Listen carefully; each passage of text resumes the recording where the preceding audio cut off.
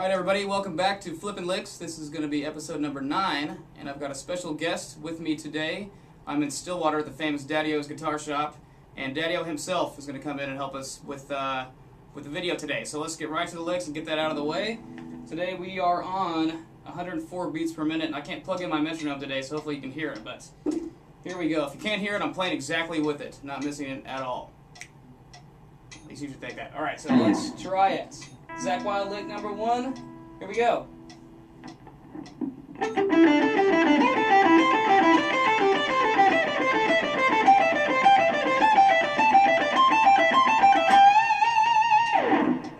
Alright, so that went pretty good. I didn't get a chance to practice a whole lot today, so that went better than I thought it was going to. So, sometimes you get lucky. Alright, that's the first one. Let's just go right on to the second one. So this is the kind of Dorian lick. We're going to play it up in E like we always do. And don't forget to palm mute once you get to the D string. Alright, let's try this one. 2, 3, 4.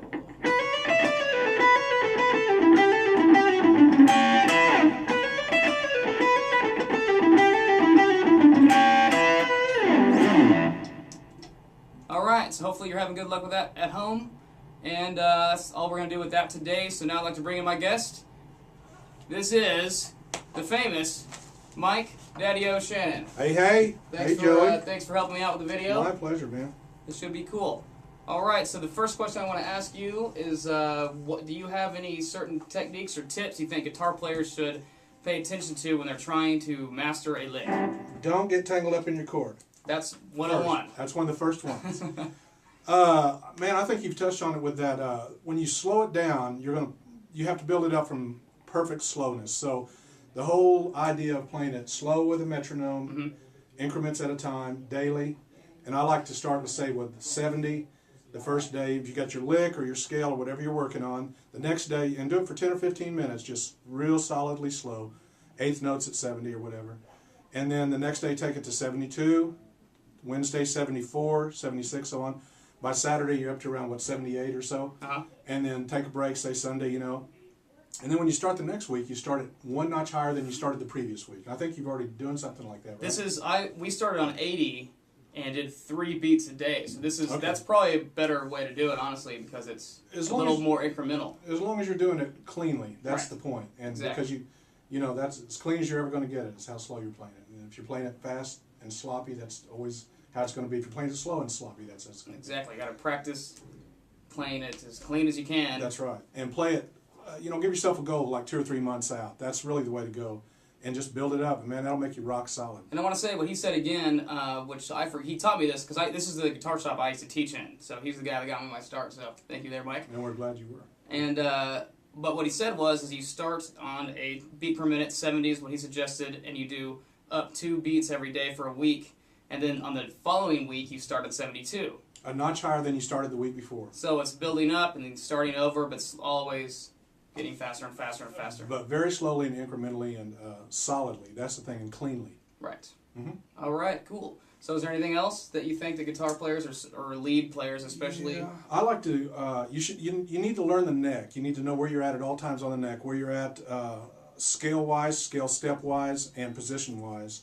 And to me, and we're at the store, so you're going to hear some things like that go on. Maybe somebody's poking their head in every now and then. Right. But the neck is basically broken into 5 positions, and there's a chord and a scale for each position. And in G, like if you did your bar G, there's we'll just do the major.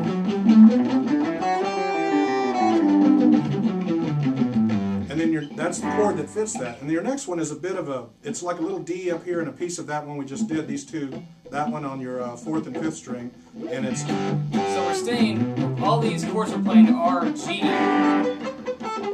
but there's pretty much 5 chord positions that you can look at across the neck, and there's scales that go along with those. Right, chords. and you can make these dominants or dominant 7ths or minors, but that's your number 2 if you're starting with this. And then your next one's like a C chord, and it's a G, and you...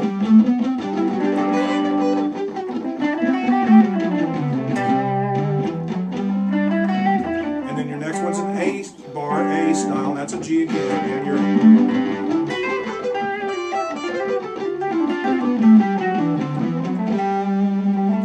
next one's like your open G chord down here, a little tough up here on the big bar, your first acting as the nut. Exactly.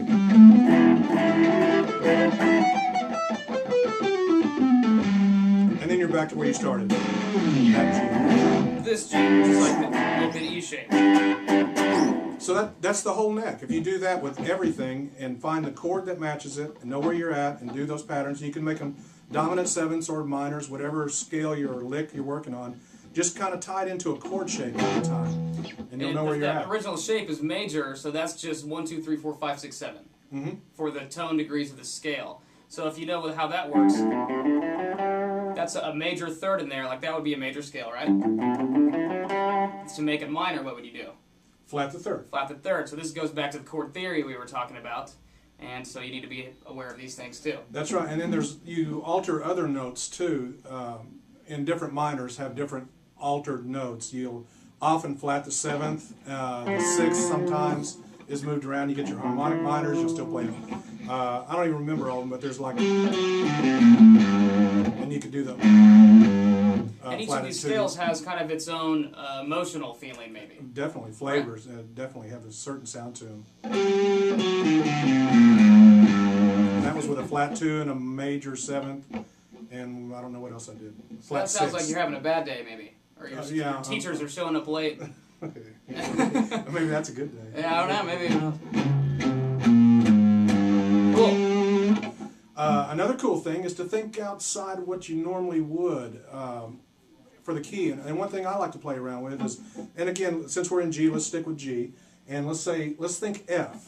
And here's G's. And here's a little F chord, right? Now we're back to that whole thing about how the neck's cut up. And this is like a C-shaped F. We got the bass note of that being the F that's on the A string up at the 8th fret. Right? And then we can play some F, but we're going to be aware that we're in G, and we're going to try to blend a little F stuff with our G. So what if I were to play a little G kind of... Okay.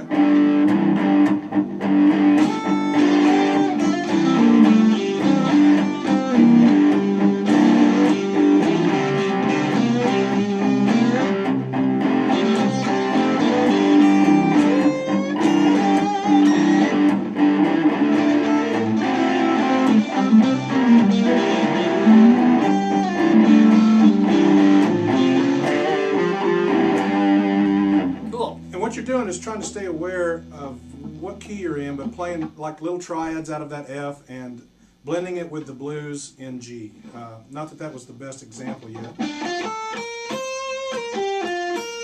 So these kind of blowing my mind too. So and what you end up doing is, there's only 12 notes, and we're going to use the same notes, but what you'll end up doing is accenting different notes and playing different notes in different sequences that you wouldn't normally use, and it gives you different colors and different feels and flavors. So if you consider yourself a person stuck in the box, like some people emailing me have said that would be a good trick to maybe try to get outside of what you've been stuck with. Right, just play a little, again, what it is it's dominant 7th down from the key you're in. In other words, if you're in G, the dominant 7th is F, and then play some F major, but always centering on G. So what I'm going to do is watch this video and try to figure out that too. Me too. All right, well, Mike, thanks a lot for my pleasure, man. Congratulations on your band and all your success. Thank you very much. Couldn't have done it without this guy, for sure. We're proud of you. So, and if you're looking for guitar lessons or just a guitar and you're in the Stillwater, Oklahoma area. And we can use UPS. There you go. There you go. All right, cool. Thanks, Daddyos in Stillwater, Mike Shannon, thanks a lot. Thanks. See you next time. See you guys. Keep practicing. Keep practicing. You heard it from the man.